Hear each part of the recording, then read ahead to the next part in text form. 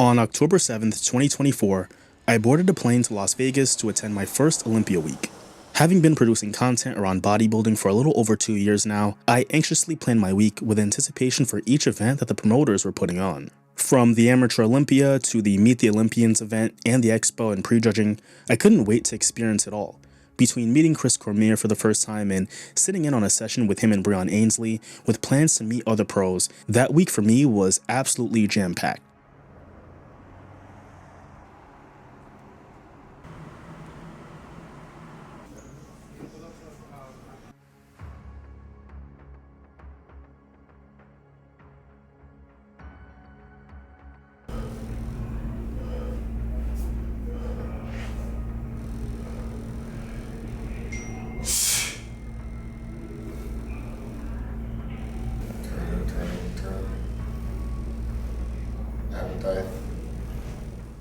However, the event that I looked forward to the most was the Mr. Olympia press conference. The press conference has been a very entertaining staple for Olympia Week for well over 2 decades now, and had been the setting of some of the most entertaining moments in bodybuilding history.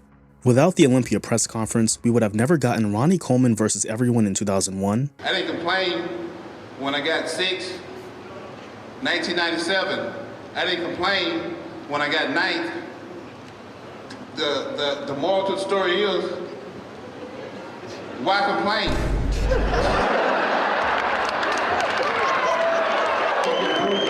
Like you did, brother, and I won't get booed Saturday like you will. All I got to say is, I'm 3-time Mr. Olympia. How many times have you won? We would have also never gotten to see Milo Sarchev call out Wayne D'Amelia over the IFBB spending in 2002. So if somebody's a little bit off, well, they're penalized by pacing, but still being penalized by not getting a paycheck, I think this is a shame, and I think that something should be done. It should be done immediately. But we definitely would have never been witness to the explosive shouting match between mortal enemies Kai Green and Phil Heath in 2014. But I told my father before he passed that, I'm going to bring one home for him. And that's what I intend to do. I'd be foolish to come up here, like I said before. That's what the first 3 should have been. That's what the first 3 should have been. I respect your father. I respect anyone that has had a father. I didn't have one. You know what? Enough is enough. Enough is enough. Enough is enough. Enough is enough. Is the past. You know what? You've talked about the past your whole entire career, making excuses. Talking about you think you're the only person that's ever gone through something in your life. Excuses. Everybody knows Making your story. excuses. Yes. Making excuses. Yes. So for a long time, the press conferences have been the event that fans look forward to the most because of the anticipation for whatever unpredictable act might take place, and 2024 was no different. As I sat in the audience recording and fiddling with my camera, the press conference had been mild in terms of entertainment, with the most entertaining moment for me being hearing Wesley Visser's voice for the first time on microphone and realizing that he sounded like a James Bond villain.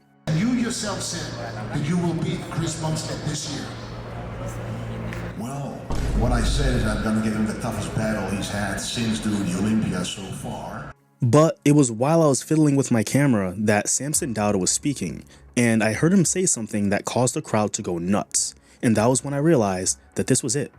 This was going to be the moment that everyone would talk about at this press conference. So Samson got off his stool, took his shirt off, and really put on a show for the fans as promised.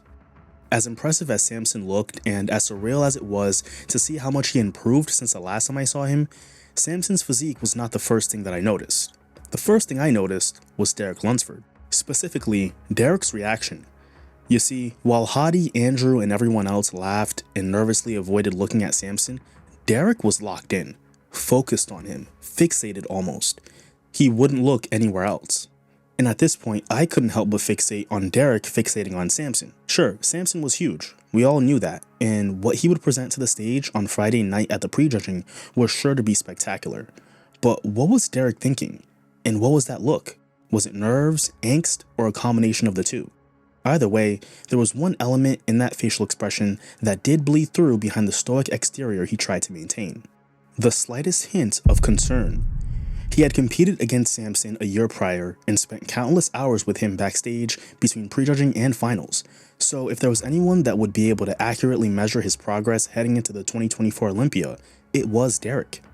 Samson's former coach, bodybuilding legend Milo Sarchev, had also gone on to comment after that press conference about how much Samson had improved relative to where he usually was at that point in his prep. And it was always just a little bit more. So I think he brought a little bit more, and I think that two of the guys that placed ahead of him, Derek and Hadi, didn't repeat exactly last year's condition. So I think they left the opening, and I think that Samson's potentially leading after the prejudging.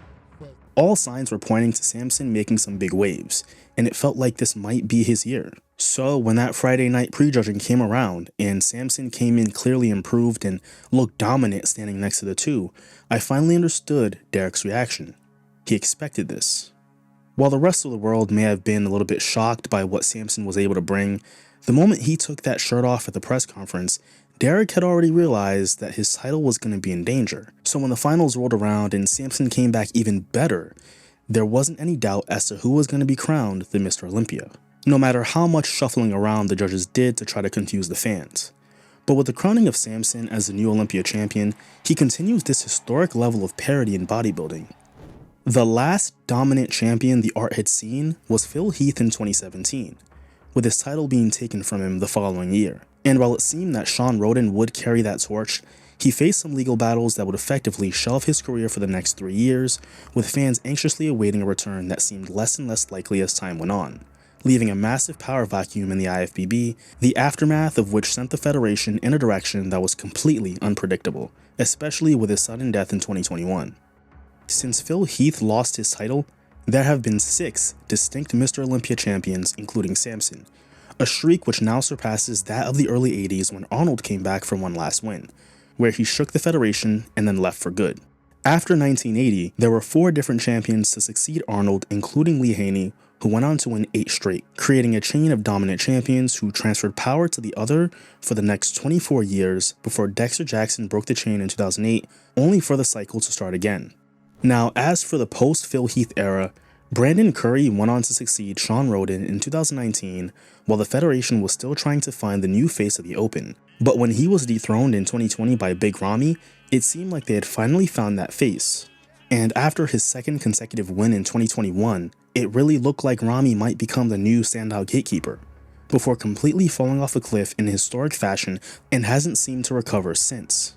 In fact, Ramy's fall in placings was so historic that the last time a reigning champ had regressed to that extent at the Olympia was Samir Bannout in 1984, leaving the fans having no clue what to expect moving forward.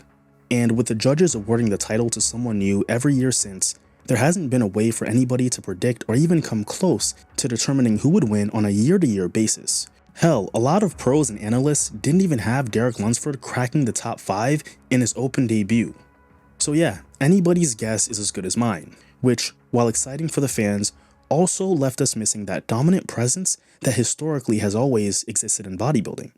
But what if I told you that that might change? What if I told you that Samson Dauda may legitimately take everyone's lunch money for years to come?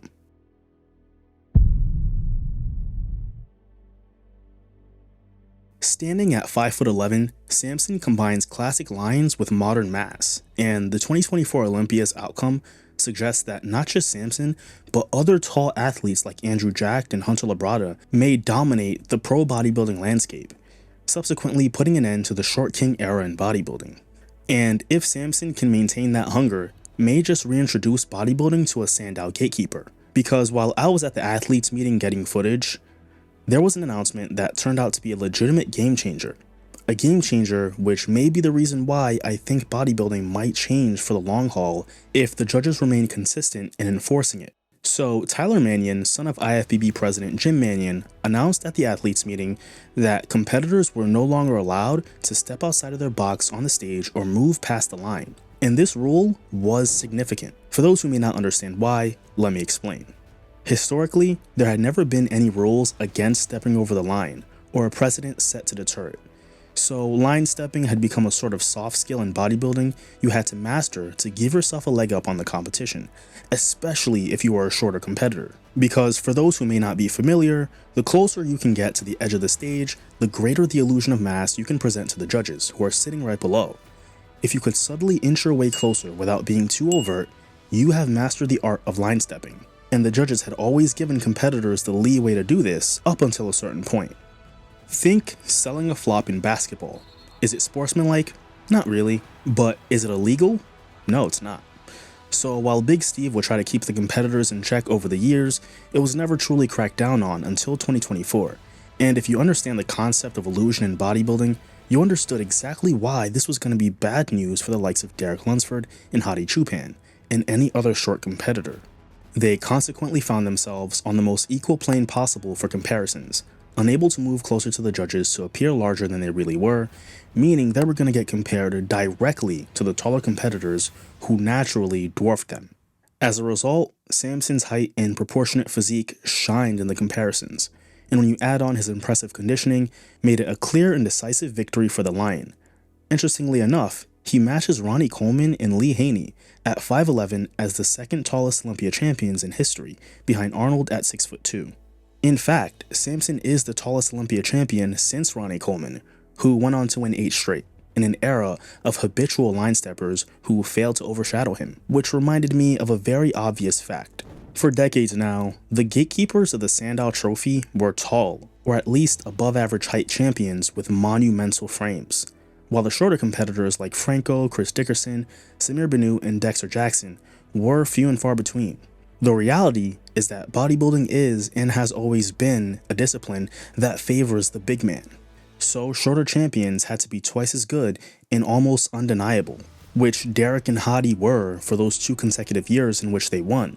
But as might be the case, this short King Olympia era was and very well may be short-lived, and Samson's breakthrough will be an indicator of whether the pendulum has swung back to favoring towering physiques, proving my video from a few years ago about open bodybuilding being completely unpredictable correct.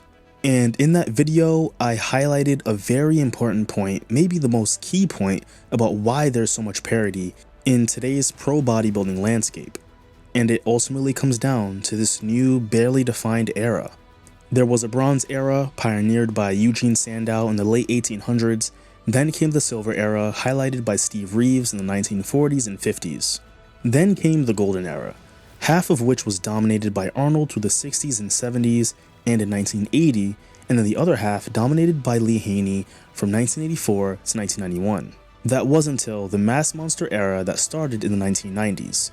Which ended up being the longest era of bodybuilding, spanning 18 years with 4 champions.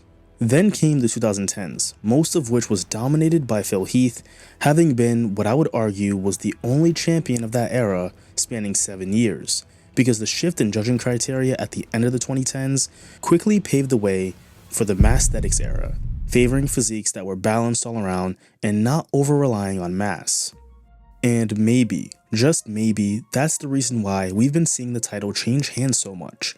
Because every era has had a face, a dominant staple who perfectly embodies what that era is supposed to be. But this generation of bodybuilders have done such an incredible job trying to stay consistent with balance while staying true to their strengths that it's created almost too much parity. Because Ronnie and Dorian, being generation-defining talents, gave them the leeway to not be perfect. They could come in a bit off and still dominate the competition because even on their worst day, they were still worthy of the title.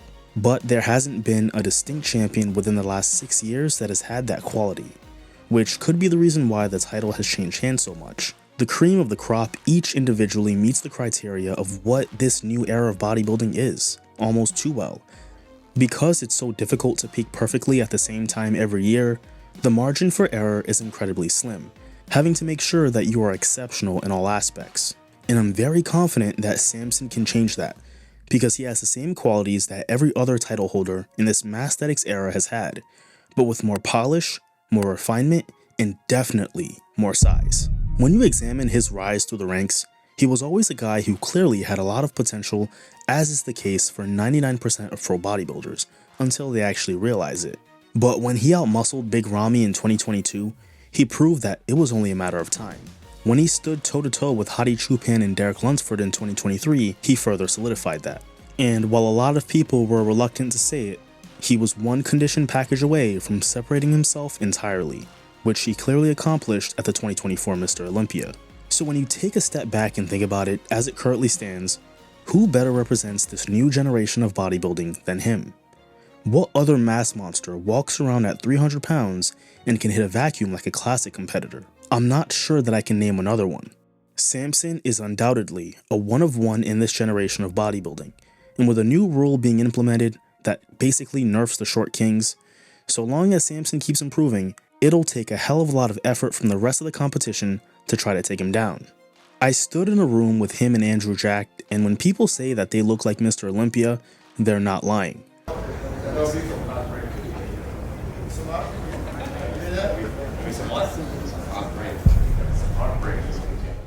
But does this mean that no short competitor can ever win the Olympia again? Of course not. It just means that we're going to have to see the absolute best of Hadi and Derek over the course of the next year if they're going to have any chance at reclaiming their former glory. Otherwise, we may be talking about Samson Dauda the same way that we talk about Ronnie Coleman in 10 years. But aside from the new rule prohibiting line stepping, there's another very important factor that will continue to give Samson a massive advantage in the years to come. His wife and coach, Mel. Because while she didn't have the initial experience of coaching well-established pros, she definitely had something that no other coach could offer Samson, including Milos. And that was unfettered access to him and the burning desire to want him to win just as much as he did. Because the fact that she is his wife increases the stakes to a level that very few athlete-coach relationships could ever ascend to. Because the moment they decided that she would be his coach, every success and every failure was theirs to share. Another coach could just return to their home after a disappointing showing and send Samson an encouraging text message, letting him know they'll do better next time. But his wife doesn't have that option. His disappointment would be her disappointment, and his success would be hers as well. And the scary thing is, their collaboration is only 2 preps in and already produced an Olympia title. I don't really count my calories. I don't really count my protein or anything. My wife does it all, and this is why she's so fit. That's why she's completely in charge of my prep. And honestly, it's such to the point where each week she cuts my food each week. She doesn't even tell me how much she cuts it by. All I realize is all of a sudden this meal doesn't fill me up anymore, and I'm like, damn, I'm getting more hungry. And she does it so maniacally, and she does it so steadily because she does all the calculation and everything herself, and she breaks it all down. And she just puts me in the point where I focus on the task at hand, which is just train and focus on what I got to do on stage. So she already studied a lot in nutrition and everything else. And when she met me, it was a case of like, she sort of spotted it because she's already hanging around a lot of bodybuilders and stuff in the gym at the time. And she already knew a lot of guys that competed. So when she saw me, it was like, man, you know what, you ever thought about what you want to do later in your life? Like, what do you do? You ever thought about bodybuilding? So for me, I was like, what the hell is this bodybuilding? I don't know anything about it. So she sort of kind of tuned down and got me into it, and then did my first diet for my first show, did my first diet for second show, went through, turned me into a pro, went through a first, how many years with us, I think until 2021, where we then first signed up with our first coach officially at that point, which was John Meadows, late John Meadows. You know, we've been reading up as much information, trying to pick things up, and all the information. I mean, she spent most of her time reading about nutrition, diets, supplementation, training, everything else to just educate herself to the point where she knew more about it than anybody I ever met. She, you know, it was just insane how information with it. So while the announcement that they would work together earlier in 2024 garnered a lot of scrutiny and doubt, Mel and Samson went laughing to the bank with a gold Sandow trophy. And to close out the video, there's one very important aspect of bodybuilding that I feel a lot of people misunderstand. And that is what the title of Mr. Olympia represents and is even supposed to mean. Too many fans forget that the Mr. Olympia isn't just a physique. It's a title that's supposed to encompass every aspect of what a Mr. Olympia is supposed to represent, not just on the stage, but off the stage as well. There's an entire political element of bodybuilding that a lot of people completely ignore when making their assessments of who should be crowned Mr. Olympia. The work starts oftentimes the day after you win the title, and it's so important for us that our champions carry themselves in a way befitting of the Olympia standard. To be among the best in the world is to carry yourself as a champion, to carry yourself as somebody who inspires and motivates and educates and cares about those around you and tries to make those who follow you better. In the most ideal of circumstances, the title would only go to the competitor who had the best physique. But whenever people bring up politics in bodybuilding like it's a bad word, I always harken back to what the late Joe Weider said to Kevin Levrone when he asked him what he needed to do to become the Mr. Olympia. And Joe Weider told me before he passed away, and I said, Joe, how come I can't win? And he said, it's not that you're not good enough to win. It's not that Flex Wheel is not good enough to win, or Sean Ray isn't good enough to win. It's not that, Levrone. He said, this is a business. But if I take you guys and I shuffle you guys around first, second, or third, I'm still going to make the same amount of money. It's just that you guys are going to be personally rewarded. But I'm going to make the same amount of money if Flex was Mr. Olympia, you, or Sean Ray. But Dorian opens up another whole umbrella, opens up another whole market in his business. You see, at the end of the day, the IFBB is a business, and they do need to worry about their bottom line. Otherwise, the Federation ceases to exist and the Mr. Olympia ceases to exist. And while historically politics has played a major factor in muddying certain aspects of bodybuilding, we do need to give credit to the Federation for doing a lot better in the last few years. We've had a Jamaican, an Iranian, an Egyptian, a couple Americans, and now another British Olympia champion, all within the last decade. And if Samson can maximize that European market for the IFBB the same way that Dorian did, the rest of the Federation might legitimately be cooked. And considering the fact that he's always done a lot to maximize his brand exposure outside of bodybuilding, I don't doubt that he will. But only time will tell. I'm Large Kofi, thank you for watching.